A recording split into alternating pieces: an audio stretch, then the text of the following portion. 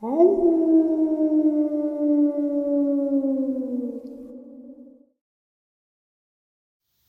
and salutations, everyone. I hope everyone is still doing well. I have an amazing bonus upload for you right now. A bonus upload that I wasn't even going to do. I was not going to do this bonus. I was going to wait. I had one all set for later, and I received a phone call, and I'll share that information in a second. Before we get into it, though, a couple links. As you know, I rely on Patreon, PayPal, channel membership to help the channel to continue to grow and go. Links to Patreon, PayPal, and channel membership is in the description below. Merch displayed directly under the video. Also, Dogman, Frightening Encounters, Volume 1 through 3, the audiobook versions. They all were written and researched by Tom Lyons, narrated and produced by me, Jeff Nadolny. Those audiobooks are available on Audible, Amazon, and iTunes, links to which are also in the description as well. Finally, last but definitely not least, if you'd really like to help support this channel to continue to grow and go, simply subscribe. It doesn't cost you a cent. Click that like button, takes half a second. If you don't want to miss out on any of the important and informative uploads I put out daily, click that bell icon. And folks, please leave a comment. Why? Well, because these things really do help this channel to continue to grow and go. And folks, they definitely do matter. Now, everyone, I've taken far too much of your time. Let's get into this bonus, shall we? All right, guys, back in October of 2023, I had a subscriber reach out to me. It was October 22nd and 25th. I put this upload out on the 28th in regards to a subscriber who lost his entire family due to a Dogman. Years and years ago. This poor man has just lost it all. He and I really hit it off when we talked. He didn't know how to take me at first because, 4 or 5 years of me saying the shall we, he hated that. And Jesse just gave me a chance and shared his really horrific experience. Well, I'm sitting here and I was actually eating some White Castle sliders, just relaxing. And because I just every once in a while I take a break and I watch a little bit of the Pacific or Band of Brothers or whatever. And I get a call. And I almost didn't answer it because I didn't recognize the number. And I answered it, and it was Jesse. And he said, "Brother, I got to share something with you." And I was like, "Are you okay?" And he's, he sounded ramped up like I do right now because I am just shocked at the news that he shared with me. So 35 years ago, Jesse lost it all. His son, wife, life, everything. The only thing he got was loss and no acknowledgement. Ever. Treated like absolute dirt.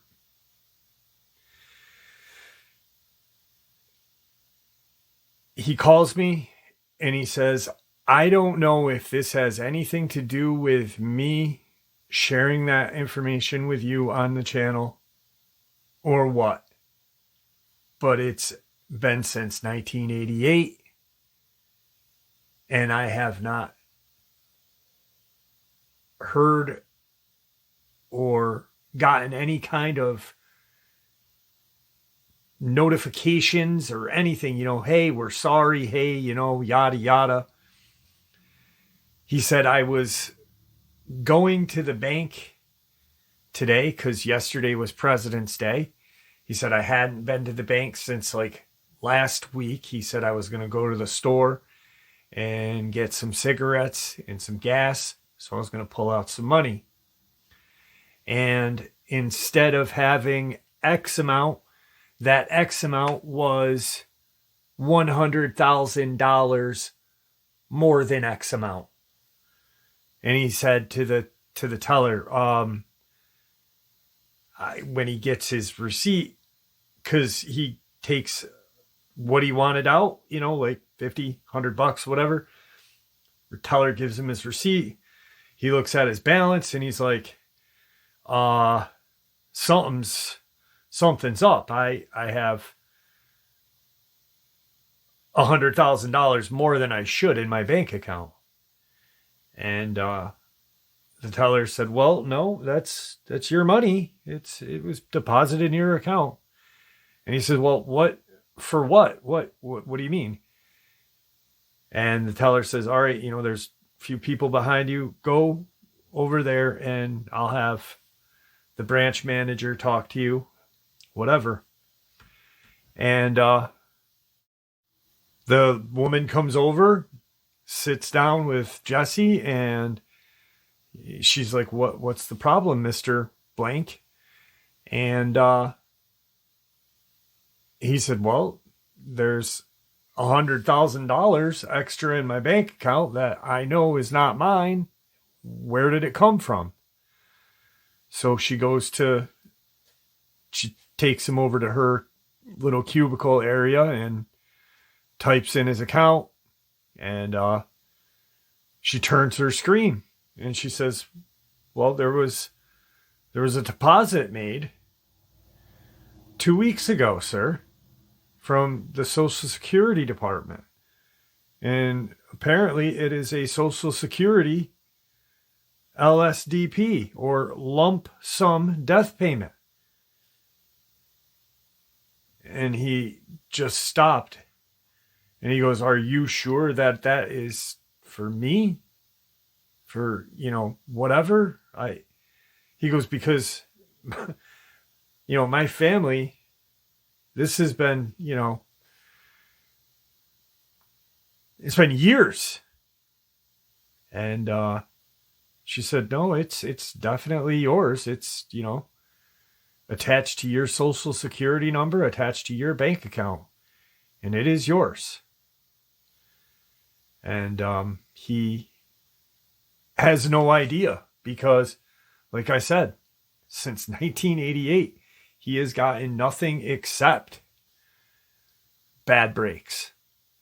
And he said, I don't know if it was because I shared and someone heard this or what. He said, but this is amazing. And he's leery. He's like, I don't know if I should spend it, if I should buy a new truck. What should I do? I don't know. I said, dude, buy a new truck. Screw it. So for those of you who don't know the experience, this is Jesse's experience. He reached out to me in October of 2023. October 22nd was the first day this man reached out to me. And what an amazing and spiritually strong person to just keep on living. This gentleman sent me an email on the 22nd, and I responded back on the 25th.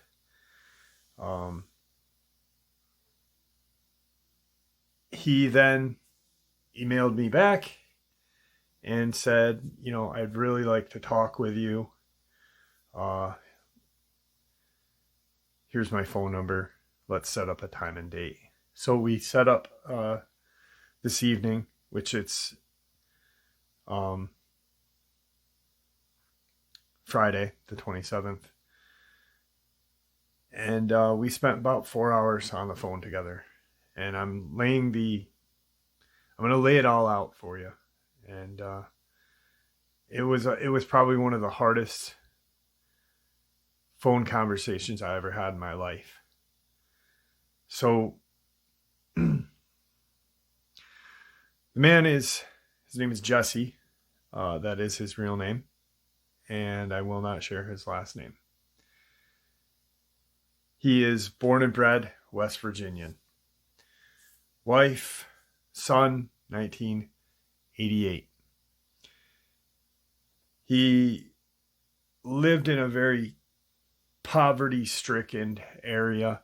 It was hard to make ends meet, but he did. He worked countless hours, odd jobs here and there, doing whatever he needed to do for his wife and son. He had bought a home from his grandmother, and he bought his grandmother's home. His wife worked at a grocery mart. This is about 2 hours after the conversation, so I'm a little shaky still. And those of you who read the community post know what I'm talking about. This is literally the hardest conversation I ever had. I had tears welling up most of the conversation with him. And a lot of laughs too, actually. It was an emotional conversation with Jesse. So 1988, his son is 9 years old. And which is crazy because in 88 I was 12. So we were about pretty close to the same age. And because he worked so much and so many hours doing whatever, garage work, farm work, just so he made sure that his family had what they needed, and the little bit of creature comforts they could afford. When he had time off, he would spend it usually camping with his wife and kid, his son. And because he felt like that was the best chance of bonding, teach him how to fish, teach him how to track, teach him, just basic getting outdoors, breathing the fresh air, getting away from, just the cartoons. And, it was well before the internet. And they had this little area that they would go to along this little creek that was right on the West Virginia, Pennsylvania border. Marshall County, West Virginia, and the Rich Hill Township, Pennsylvania. Now, there's also a wildlife management area out there, and it's not really illegal and not really legal to camp there, but different times. We're talking 35 years ago, and so it wouldn't be like nowadays where NCON or DEC, state trooper, whoever would come in and be like, you got to get out of here. You're going to jail. This was different, and so they set up camp. It was the summer of 1988. They set up camp. It was him, his son, and his wife. And first and foremost, he has only shared this with a very select few people. His wife took her life in 1997 because of the hardships and trauma that was endured after this camping trip. His family knows about it, obviously, and a very few select friends. So he really had, he hated me. He said it right out for the first 5 minutes of our conversation. I really hated you, Jeff. I hated how you were upbeat and the shall we and this and that. He said, but, you know, I watched other channels. I'd jump over to your channel every once in a while, just to hear what you were doing, hear some information, this and that. And after listening to you and getting past the shall we and the upbeatness and this and that, he said, you know, I really felt like you were a decent individual. Then, of course, he heard about me having custody of my daughters and raising the girls by myself and this and that. And he said, you know, it took me a long time to even want to even reach out to anybody. He goes, but I never thought it would be you. And which was, you know, how do you respond to that, right? So anyway, he listens to channels, but he doesn't listen pretty much to the people that are talking, the hosts or whatever you want to call us, researchers. I'm a researcher. I view myself first and foremost as a researcher. The first night they are set up, they are pretty much right against the West Virginia, Pennsylvania border. Probably could have spit across it. Probably like 40 feet from this little creek. And this spot they've been going to this spot for a very long time. It's not anything new for them. He used to go to this spot before his son was born. And there's always been this kind of talk amongst his family about the Dogman. They never called it Dogman. They called it werewolf. And he never really thought they transformed because, you know, if you think about it, a transformation is very, very unlikely. Muscles would be destroyed, bone structures. But anyway, that's just what they called it. They didn't have a name. They didn't have Dogman. So it was a werewolf. They'd hear him out in the woods or cat him out. And his family knew. He had been warned. But he had never seen anything. So they set up camp. He had an old kind of beat up truck. And it had one of those back shelves kind of where you could open the tailgate and then open the hatch. And you could go in there and not get wet. I don't know what they're called. Cabs. And they would put their son in there camping. You know, he'd have his sleeping bag. They'd lay like an egg crate out, put his sleeping bag in there. And they'd store stuff just because they felt it's safer him being up. They could shut the tailgate. Of course, their tent is right close to the truck. They had, you know, collapsible table. When they went camping, you know. They didn't want to eat on the ground. Of course, they weren't rich, but they had what they needed and a little bit of what they wanted. They were comfortable when they camped. So the first night went real smooth. They got there and set up, did a little fishing, and they had whatever. He doesn't remember, obviously, what they ate, but they had probably hot dogs or hamburgers or something, and went to bed.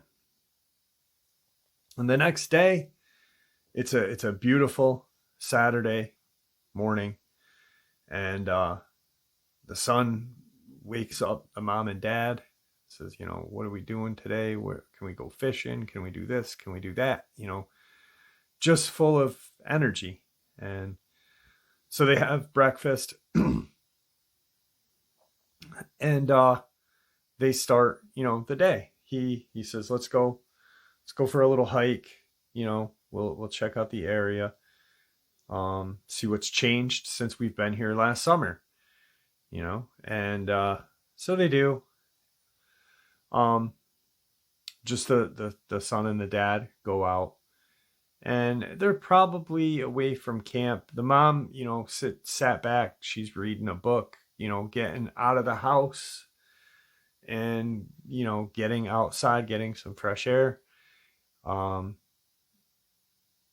Not really getting away from her son, but, her son's with her husband and they're having fun. So she doesn't have to worry about the young boy.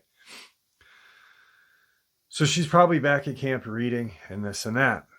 Well, when they end up coming back, the son and dad, Jesse, his wife is just shooken right up. And he says, Carol, what is wrong with you? What you're pale white. You look like you saw a ghost. And she's insisting that they leave. She's like, I want to leave. I don't feel safe here. This is 3:30, 4 o'clock in the afternoon. It's not even, we're talking 4-5 more hours till dark. And she is trembling. Now, they apparently went away from the Pennsylvania border and went up into this kind of like little area where the creek widens out pretty close to the wildlife management area. She had been cleaning up camp, getting some water from the creek, getting some dishes done, and she, on the Pennsylvania side by the creek, observed this large wolf. It was quadruped, but it was the size of a donkey. Not as big as a horse, but not as small as the biggest dog. So in between, a donkey. And it doesn't do anything. It just watches her from the opposite side of the creek on the opposite side of the border, which is an imaginary line, and it kind of watches her as she's gathering this water and kind of just turns and takes off into the woods of Pennsylvania.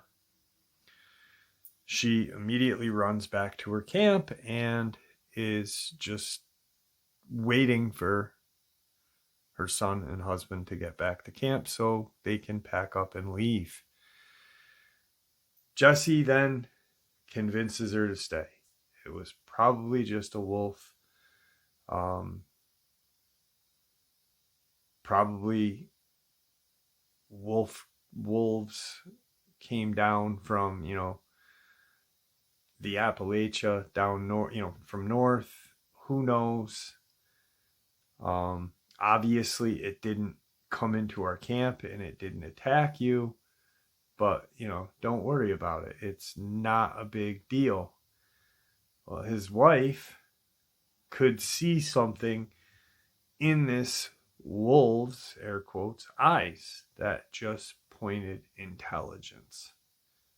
And that's what scared her the most, was the intelligent look in its eyes, and then its size.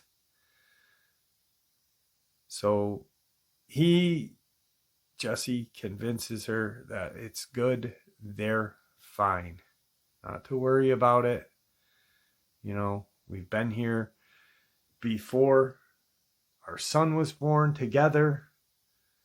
We'll be coming long after he's graduated from school, and this is our spot. We're not going to get scared off.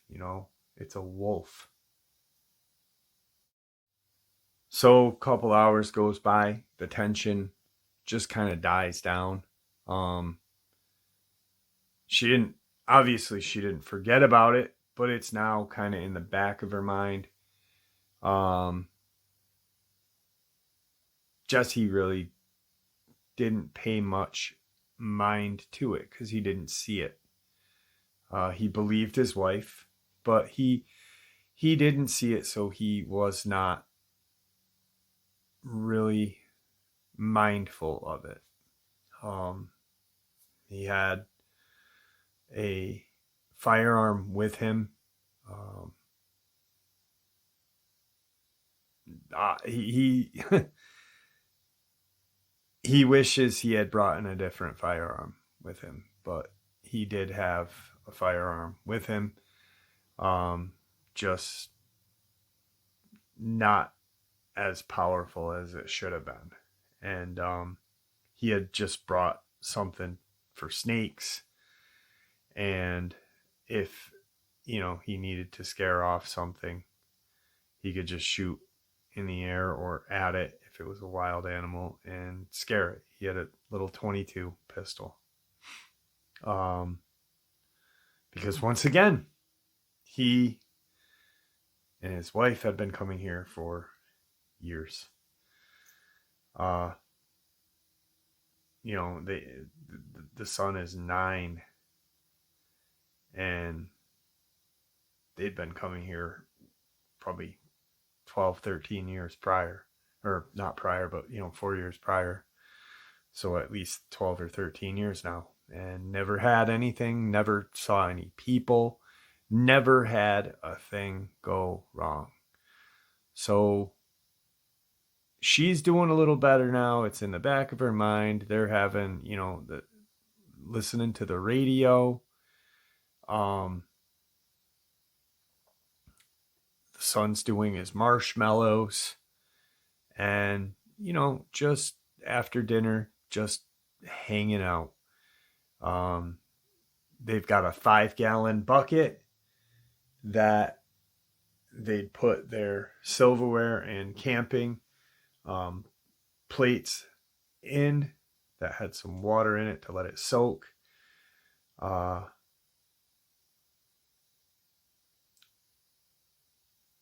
Jesse says, I'll be right back.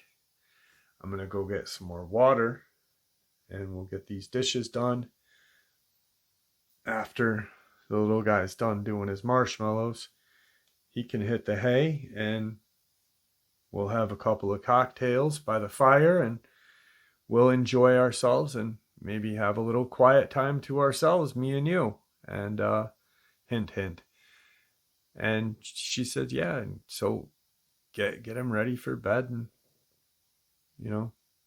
so he goes down to the creek and gets some water, some fresh water, to heat up and do the dishes in this 5-gallon bucket. As he's walking out towards this creek, it's still Saturday evening, about 9 o'clock. He can hear kind of something in front of him, but off in the distance, rather large, almost kind of mimicking his steps or walking with him, but in front of him, kind of watching every move that he makes, and he feels it. And he sees off in the distance these kind of orangish, fiery eyes, he says. And he really can't distinguish where it is, because the creek kind of meanders through this area of West Virginia and then into Pennsylvania, and then meanders back into Pennsylvania, or excuse me, West Virginia. So he gets his water and he's like, what the hell is that? I've never seen anything like that out here. And he, like I said, doesn't really pay it any mind because he's not scared off. He's been here. He goes back to camp and doesn't say a thing to anyone. Just kind of forgets about it. He's thinking, hey, we'll get the kid put to bed, have a couple of cocktails, and we can unwind and just relax and listen to the radio. And that's eventually what they start doing. And he has, a drink. Him and his wife are sitting by the fire. And the tailgate's closed. The cab kind of upper part is open, so some air can get in. But when they go to bed, they're going to close it and latch it, so the little boy is safe. As they're sitting there by the fire, they're kind of propped up against this like log thing, and he can see the eyes again, these just fiery orange eyes out in the distance, and they would be looking towards the Pennsylvania side of their camp. And he says, I don't mean to alarm you, but do you see the eye shine out there? And she says, yeah, what is that, Jesse? And he's like, I don't know. I think we're okay. We're fine. We've never had anything happen. Let's just, if by chance it starts coming closer and it acts in a violent way, get in the back with our son. I'll close you guys in there and we'll drive out of here, and I'll come back the next day for everything that we left. I'll quick throw the water from the bucket on the fire and we're gone. So nothing happens from that point till they go to bed. Nothing. They see it kind of move back and forth. Every once in a while, they don't see it, and then pop, the eyes are there again, almost like it blinked or it moved and watched something else, whatever. They go to bed. About an hour and a half, maybe 2 hours into them finally zonking off, his wife wakes him up because she can hear some kind of movement outside in their camp area, and they can hear, or she can hear, this kind of heavy panting. He explained it to a dog on a hot summer's day, panting, but if that dog was in a kind of an echoey room, it was very loud, and wherever it was, because it had been on like one side, they could hear it walking at different locations of their small little camp setup that they had. But it seemed like this panting noise was right on top of them. Like it would be 20, 25, 30 feet from their tent. And then, 5 minutes later, 15 feet behind their tent, which would put it closer to the truck.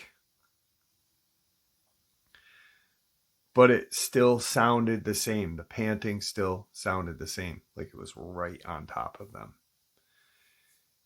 He yells out, yeah, get out of here, thinking it's coyote, or this large wolf-like dog thing that his wife saw. They don't hear it. They don't hear any noise. They kind of hear like this scuttle and nothing. So he's tired. She's tired. He falls asleep like the typical man, he said. And of course she stays up listening just to make sure, she's in mama bear mode at this point. And she doesn't hear anything. So they're both now asleep and morning hits. They get out of their tent and he starts looking around the campsite for prints. Like, I want to see these. If there's a coyote or whatever, I would like to see their paw prints. And of course, they check on their son, and he's still asleep. They got up at like 6. They're up early because they were, scared. When he finds the tracks, they are about the size of a medium-sized skillet. Like a 10-inch skillet. He covers kind of them up with sand from the ground and doesn't say anything to his wife. Just, we've got today, tonight, and we're leaving tomorrow morning, afternoon. Let's enjoy the last day and night of our trip, because it's going to be a while before I get any more free time. And he had contracts and stuff. Like I said, he did odd jobs. He'd work with garages doing work. He had a lot of like land maintenance and stuff. He really at the time was a kind of a jack of all trades and teaching himself as he went along. Whatever he hadn't learned from, older relatives and stuff. So he just wants to make the best of the day. And little boy gets up, has breakfast. What are we doing today again, Dad? What are we doing again? Yada, yada. You know how little kids are. So the plan of the day was to go fishing and, have Mom come, have a kind of a fish dinner tonight, eat what they catch, just have a good night, have a good day and a good last night. Something, they kind of have a routine of what they did every year. They end up going up. He makes the worst decision of his life at this point. And his wife is set on one side of the creek, because if you go down by where their truck is and their camp is, you can cross over pretty easily. And then follow the creek with the other, him and his son on the other side. So she can watch them and still be close to camp. They go on the other side there, and he sets his son up on this like little kind of crook in the creek. And he's probably a good 100 feet from his son. His wife's right across, no less or no more than 50 feet. And they're all fishing. They can communicate, talk, yell. You know, the little boy yells, I got something. And, you know, the day went on like that.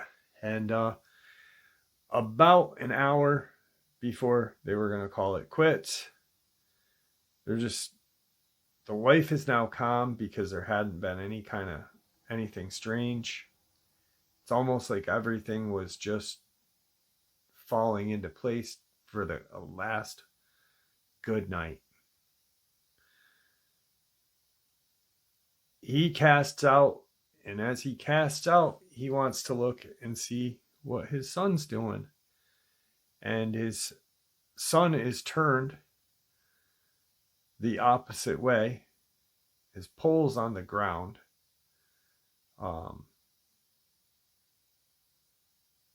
Facing the creek. You know, he's turned around from the creek, but his pole's laying just right on the ground.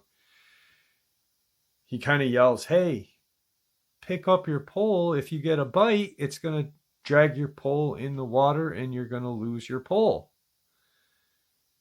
And his son doesn't respond. And he's just like looking at something, kind of moving his head. And he looks across the creek and he sees his wife stand up and start to walk in a way that she could be closer to her son, but the creek is separating them, and where this creek is, it's now deeper and wider, and it would take her more time to get to him. And he sees this look of fear on her face. And he then gets up, drops his pole, unclips his gun out of his holster, and starts to kind of walk because he now sees the wife. He's now concerned because her eyes are fixed on their son. He can't see because of the position the creek goes. And he starts walking towards where his son is. She screams this blood-curdling scream, and all you see is this large bipedal Dogman come running out of the woods, and it grabs the little boy and picks him up like a football would, like a football player would a ball. Very quickly, the little boy is struggling. He's now running. The wife is running kind of at a point to meet their kid. No sooner does the Dogman have the little boy in this kind of scooped position, kind of like holding a football, like a football player would. It then drops to a all four position, but it's now only on three legs, still holding the little boy in the same kind of setting in the crotch of its, arm. And it takes off running. The little boy is screaming. He's yelling. She's screaming. She's, running across the water. She's, it's deep, not deep, but, 4 or 5 feet deep at that point. Maybe 10 feet wide.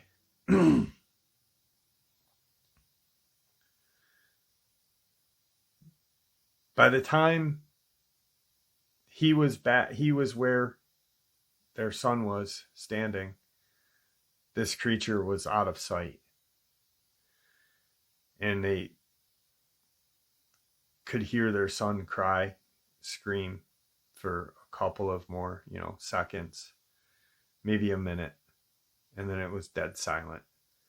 Just dead silent. No wind, no squirrels, not even the creek, he said. He said it was almost like time stood still and everything was quiet. His wife, of course, is hysterical.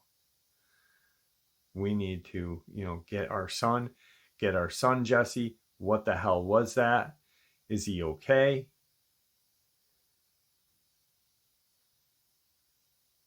They make the decision to have her take the truck and notify. Once again, it's before cell phones. To get somewhere to notify the police department, whoever they need to notify. And he'll stay behind tracking this thing that has his son. Hours go by. West Virginia State Police are on the scene.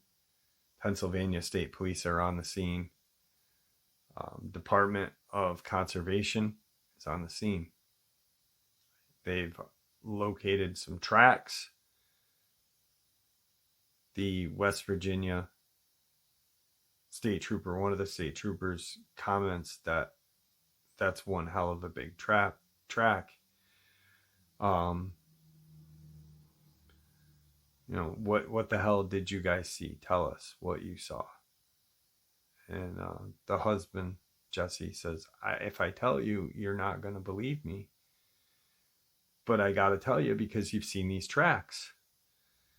And he tells the story to the West Virginia State Trooper. He's then pulled aside. It's almost like the search for the little boy stops for a second. Not just a second, longer than a second. Because now the state trooper is like, I don't buy this. Are you on drugs? Are you drinking? Were you drinking? This, and that. Let's talk to your wife. Carol proceeds to say, word for word, what happened? Now,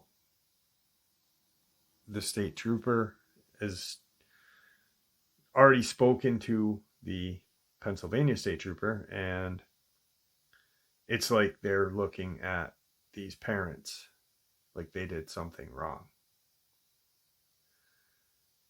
So about an hour goes by. We need to find our son. We need to figure out what you did to your son first, is said. They're brought to the police station. There's still people searching. Department of Conservation, Ohio State Police, and Pennsylvania State Police, West Virginia, and they're back at, a station getting questioned like they did something to their son.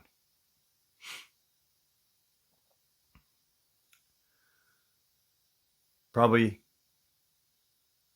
dark now. There's a call over the radio.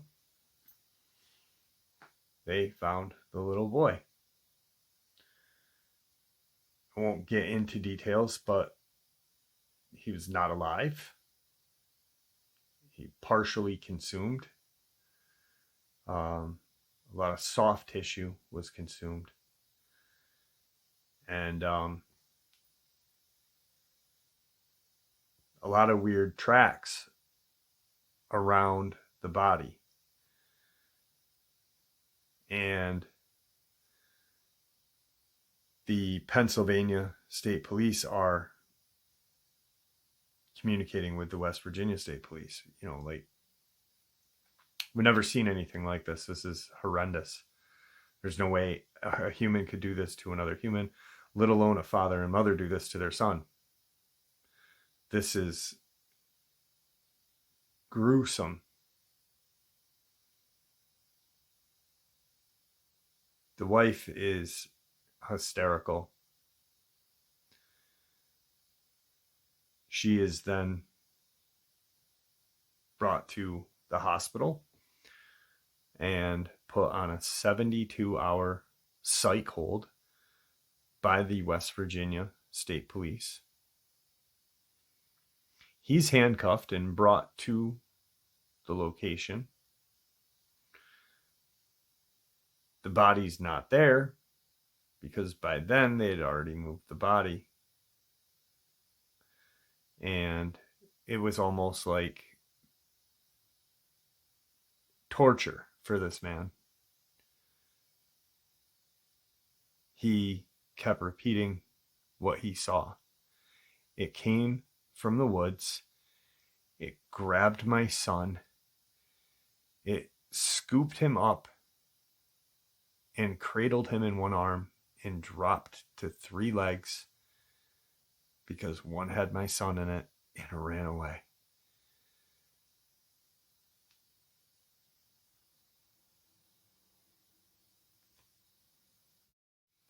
So imagine this. Your wife has now been committed by the West Virginia State Police on a psych hold. And you are handcuffed, put in a room,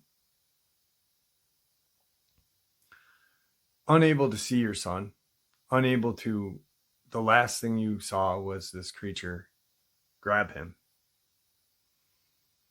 And 5 or 6 hours later, 2 gentlemen come in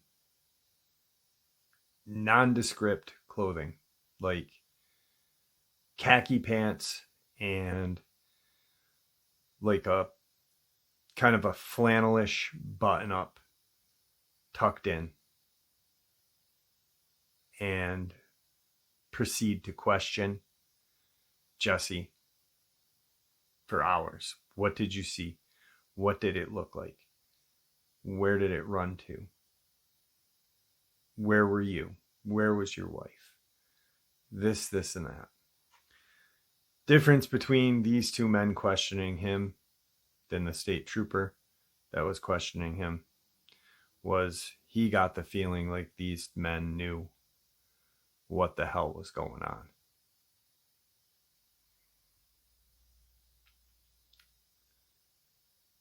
They go, apparently he doesn't know after the questioning is done. They then go to the hospital. He doesn't know this at the time. He's only, he's piecing this together after all of this, and talks to the wife. And they come back and say, listen, your son was taken by a black bear. He was mauled. It's an unfortunate accident. And if you say anything other than what you are told right now, we will make it look like you did this. We will tell the public that you are an alcoholic, that you abused your wife and abused your son prior to, and you killed him, and you will go to jail. You will go to prison. Unless you go along with the story we are telling you what happened. Your son was taken, mauled by a bear. You had a .22, and you couldn't stop it.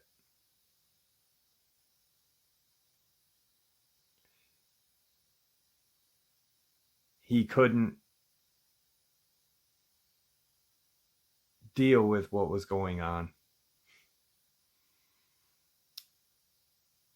and had to go along with saying that a bear did this to his son because he was afraid for his wife's safety and her mental well-being. and he wanted answers, but no one was giving him answers. Nobody said what this thing was. Nobody said who they were. The men that interviewed him did not provide credentials, did not share names. In 1997, his wife took a fatal dose of sleeping pills, followed by a large amount of alcohol. And he has been alone since 1997. He has since moved almost 600-700 miles to an undisclosed location. That he doesn't want me to share. He doesn't even want me to say the name of the state. But yeah. And that is why he didn't like me. Because he thought that because of the shall we, and because I had, an upbeat kind of personality, that I didn't take it serious until, years later. And he realized that, I did, and a few other channels did. But he's disgusted with like the whole research and the whole everything. And he doesn't trust the government anymore. And it took him 30-something years to share this with somebody other than his family. His son was cremated without his and his wife's consent. He was just told. And it's just disgusting what these law enforcement officials, whether it be state, federal, did to him and his family. It's even worse when you add up the thing that he doesn't have his son and now his wife. That was Jesse's encounter. That was Jesse's experience. So talking to him at the end of all this, I really enjoyed talking with him about everything that happened. And he relayed a lot of information. And, it was funny that he despised me because of the whole shall we thing. And now, like, we talked for 4 hours, and just a really nice guy, a really amazing person. He has since gone to that location. He has, like I said, moved out of that area. Takes him about a day from where he lives now to get to Marshall County, where everything happened.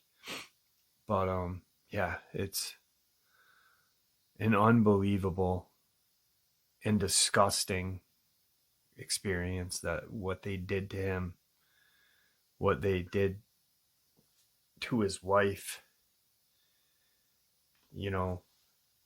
and the saddest thing that he said to me during that conversation wasn't the fact that he lost his son and later lost his wife. The thing that made him break down the worst was that his son, it's almost like his son will never be remembered because it was blocked out of history. There was no news write-up.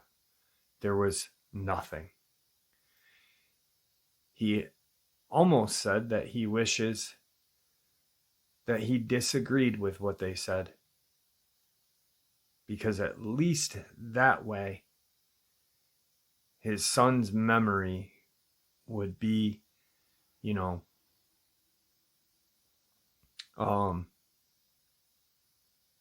there would be some sort of mention of his son's passing, even if it meant that he looked like he was the perpetrator of it. It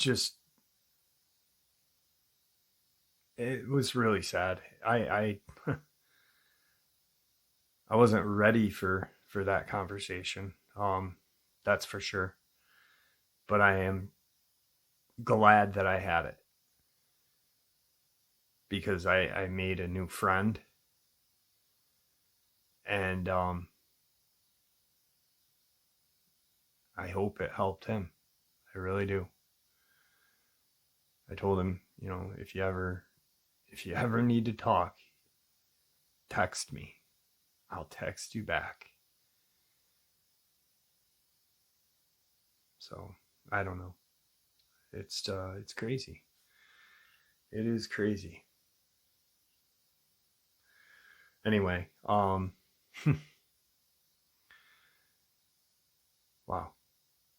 Guys, thank you for supporting this channel. Your support is really what makes this channel so special, and really what makes it special for people like him, people like Jesse, to come on and, share with me, to share with you, because he knows that there won't be any judgment. He's doesn't live in fear today of the Dogman or the government. He just doesn't want to, he just doesn't want to share his location of where he is, because he doesn't live in fear. He lives in distrust of them. So even though he and I both know that there is a digital mark for anyone that uses the internet, but I don't know. Poor guy. Wow. I don't even know what else to say. I gotta end this. So after the upload, after me and him talking and then me recording this, it was just, I had to make coffee. I had to sit down. I hugged both my daughters. Can't imagine what it'd be like to lose a child like that. But the craziest thing about that whole thing is how the Dogman took his child. Like a sack of potatoes or a football just crouched in his arm, like a running back would run with a football. But then it dropped, and it was only using 3 arms while holding his son. Damn these things. All right, guys. Even though there was some amazing news for Jesse, and, I could tell his excitement and everything in his voice. This man still lost everything, and however long it took, and I don't know why, and he doesn't know why. It's an amazing thing. You know, maybe he just fell through the cracks and whatever, but I mean, $100,000 doesn't buy his son and wife back, does it? Or his life back. You know? Anyway. Guys, thank you for supporting the channel. Your support is what makes this channel special and what continues for it to grow and go. Everyone, please stay safe, happy, healthy, and ever vigilant, keeping an eye on our children, our pets, our family, and friends. These creatures are real.